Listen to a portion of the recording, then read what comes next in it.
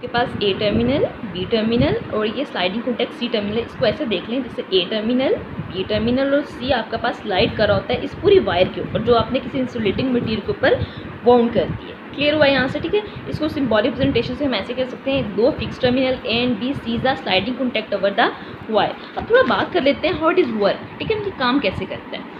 अब आपके पास जो रियोस्टेट है वो दो तरह से काम करता है। इस स्टेटस को हम as a variable resistor, changing resistor के तौर पे दे सकते हैं। कहीं भी वैल्यू भी हमने रजिस्टर्स की वैल्यू चेंज करनी हो, यानी 5 ओम थी लेकिन आप इतनी नहीं लेना चाहते, आप 10 ओम की रजिस्टेंस लेना चाहते हो तो हम रियोस्टेट को यूज़ कर सकते हैं।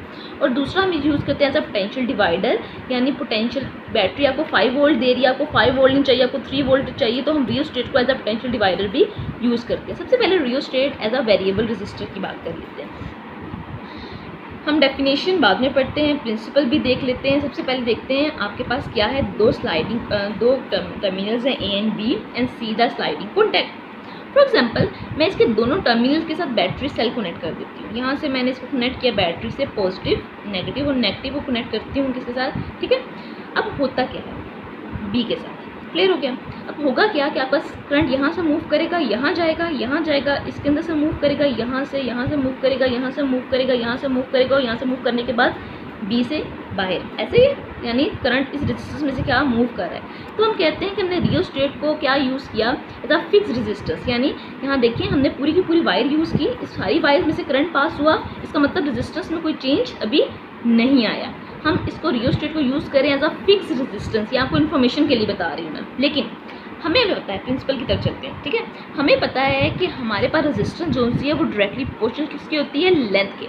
जितनी लेंथ ज़्यादा होगी उतनी रेजिस्टेंस ज़्यादा होगी। इसको ऐसे देख लें, जैसे मैंने एक वायर को वाउंड किया, उसकी कितनी टर्न्स थी, 1 2 3, और एक और वायर को वाउंड किया जिसकी कितनी टर्न्स थी, 1 2 3 4। जिसकी टर्न्स 3 थी उसकी लेंथ इसके मुकाबले में कम होगी, जिसकी टर्न ज़्यादा है उसकी लेंथ भी ज़्यादा होगी। तो जिसकी लेंथ ज़्यादा है कम थी उसकी रेजिस्टेंस भी क्या होगी, कम होगी। जिसकी लेंथ ज़्यादा है उसकी रेजिस्टेंस भी क्या होगी, ज़्यादा। समझ आ रही है? अब देखिए फॉर एग्जांपल यहाँ फिक्स रेजिस्टर के तौर पे आपको रियोस्टेट यूज़ हो रहा था, लेकिन अगर मैं क्या करूँ कि मुझे इसको क्या यूज़ करना है, एज अ वेरिएबल रेजिस्टेंस, यानी चेंजिंग रेजिस्टर के तौर पे यूज़ करने के रेजिस्टेंस चेंज करें, तो क्या करूँगी, हम कोई से दो टर्मिनल्स ले लेंगे। या तो आप ए और सी को ले लो, या बी या सी को ले लो, तीनों को इकट्ठा नहीं लोगे। कब? जब आप इसको यूज़ करोगे एज अ वेरिएबल रेजिस्टर। अब फॉर एग्जांपल हम दो टर्मिनल जो आपकी बुक में दिए हुए दो टर्मिनल्स ले लेते हैं, ए एंड सी। मैं क्या करती हूँ, बैटरी के एक टर्मिनल को कनेक्ट करती हूँ ए के साथ, ठीक है, और दूसरे टर्मिनल को मैं कनेक्ट कर देती हूँ किसके साथ, सी के साथ। क्लियर हो गया? बी को यूज़ नहीं करना। कब? जब आप इसको यूज़ करो एज अ वेरिएबल, यानी वेरिएबल का मतलब होता है चेंजिंग रेजिस्टर के तौर पे, ठीक है, कि आप चाहते हो कि हर पॉइंट पे रेजिस्टेंस की वैल्यू क्या हो, मुसलसल चेंज हो। क्लियर हो गया? तो आपने कौन से दो टर्मिनल्स लिए, आपने ए लिया और सी लिया। ए को कनेक्ट कर दिया ए के साथ, और एक टर्मिनल बैटरी को कनेक्ट कर दिया किसके साथ, सी के साथ। अब होगा क्या, ये देखिएगा, करंट यहाँ से जाएगा, यहाँ से जाएगा। स्लाइडिंग कॉन्टैक्ट किस पॉइंट पे पड़ा हुआ है, ये मूव करता है, ये वाला बॉक्स ना यहाँ पड़ा हुआ है। अब करंट यहाँ से जाएगा, यहाँ से जाएगा, यहाँ से मूव करता है, एक वायर में से गुजरेगा, उसके बाद दूसरी वायर में से गुजरेगा। क्लियर हो गया? इसको ऐसे देख लिया, जैसे फॉर एग्जांपल आपने सी के साथ कनेक्ट किया बैटरी को, एक टर्मिनल आपका जो सा है वो ए के साथ कनेक्ट हो गया, और दूसरा टर्मिनल आपका सी के साथ कनेक्ट हो गया, ठीक है। तो करंट यहाँ से गया, एक वायर में से गया, दो वायर में से गया, तीसरी में से गया। तीसरी में जाने के बाद आपका स्लाइडिंग कॉन्टैक्ट कहाँ पड़ा हुआ है, यहाँ पड़ा हुआ है। तो उसके बाद आगे तो नहीं ना जाएगा, क्योंकि बी के साथ आपने कनेक्शन नहीं किया। इससे से मूव करता हुआ, यहाँ से मूव करता हुआ सी में जाएगा और अपना पाथ मुकम्मल कर देगा। इसका मतलब उसने कितनी नंबर ऑफ टर्न्स यूज़ की, 1 2 3। तो पूरी वायर का कितना हिस्सा यूज़ किया, यहाँ से लेके यहाँ तक पार्ट यूज़ किया।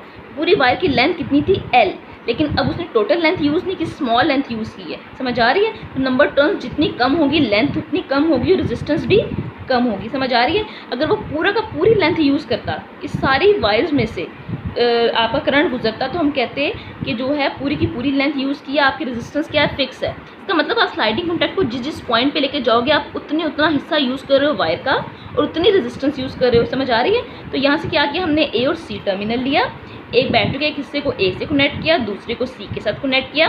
स्लाइडिंग कॉन्टैक्ट कहाँ था, यहाँ इस पॉइंट पे था। तो इस पॉइंट पे कितने टर्न्स आ रहे हैं, 1 2 3। तो यहाँ से करंट मूव करता हुआ यहाँ से गुजर के सी पे आ गया। तो आपने कितने टर्न्स यूज़ किए, 1 2 3। क्लियर हो गया? तो टोटल लेंथ का कितना यूज़ किया, स्मॉल लेंथ यूज़ की। तो लेंथ जितनी कम होगी रेजिस्टेंस उतनी कम होगी। तो हमने यूज़ कर लिया रियोस्टेट को एज अ वेरिएबल रेजिस्टर, यानी पूरी लेंथ अगर नहीं, हम नहीं चाहते कि पूरी लेंथ यूज़ करें, पूरी रेजिस्टेंस यूज़ करें, तो हमने स्लाइडिंग कॉन्टैक्ट को उसी पॉइंट पे रख लेना है जहाँ तक आपको रेजिस्टेंस की ज़रूरत है। इसके एग्जांपल एक और देख लें। फॉर एग्जांपल मैं स्लाइडिंग कॉन्टैक्ट को क्या करती हूँ, ए से थोड़ा दूर लेकर जाती हूँ इस तरफ, ठीक है। अब मैंने क्या किया, पहले स्लाइडिंग कॉन्टैक्ट इस पॉइंट पे था, मैं थोड़ा दूर ले गई हूँ, सी के करीब बी के करीब ले गई हूँ और ए से दूर। तो अब क्या होगा, जब मैं बैटरी को कनेक्ट करूँगी तो यहाँ से करंट जाएगा, एक वायर में से गुजरा, सेकंड वायर में से गुजरा, थर्ड वायर में से गुजरा, वायर से गुजर के फिर सी पे गया, ऐसे ही है। तो पहले 3 में से गुजरा था, फिर के गुजरा 4 में से।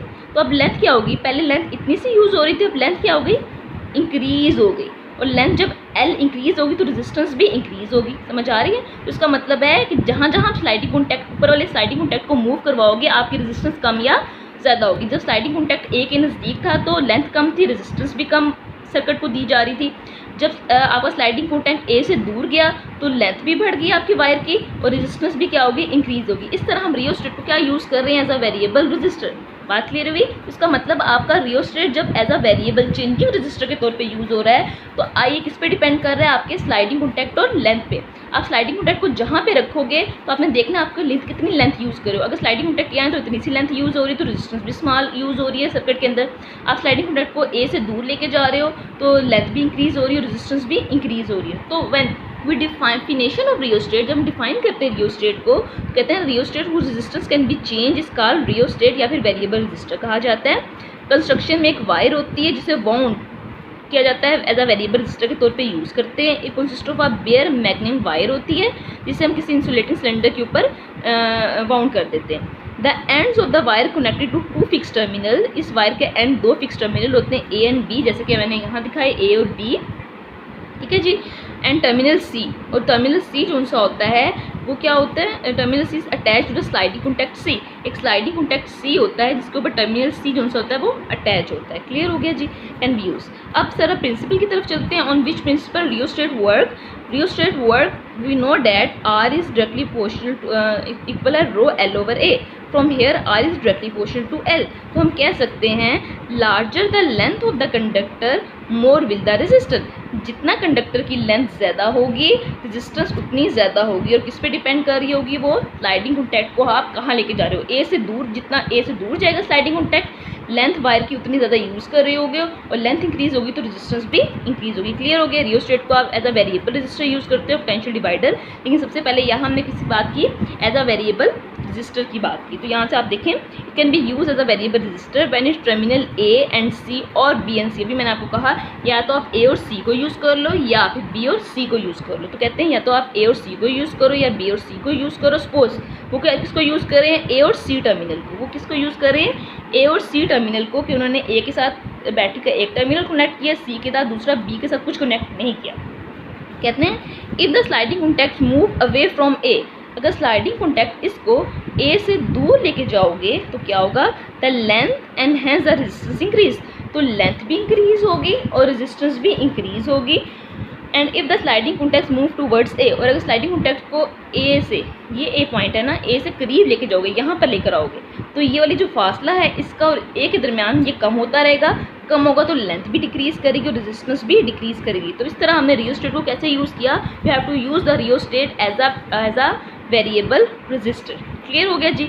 अच्छा, अब दूसरी बात कर लेते हैं, we can use the rheostat as a potential divider. हम इसको पोटेंशियल डिवाइडर के तौर पे भी यूज़ कर सकते हैं। How we can use as potential divider, इसके लिए क्या करना पड़ेगा आपको, अभी मैंने आपको कहा कि रियोस्टेट को हम इस वायर से भी शो करवा सकते हैं। आपने क्या करना है, रियोस्टेट के 2 टर्मिनल्स ए और बी टर्मिनल, आपने ए को कनेक्ट करना है बैटरी की पॉजिटिव के साथ और बी टर्मिनल को कनेक्ट करना है बैटरी की नेगेटिव टर्मिनल के साथ। क्लियर हो गया? और स्लाइडिंग कॉन्टैक्ट क्या होगा, बी पॉइंट होगा जो इस तरह इसके ऊपर मूव कर रहा होगा। क्लियर हो गया? अब बैटरी आपको क्या दे रही है,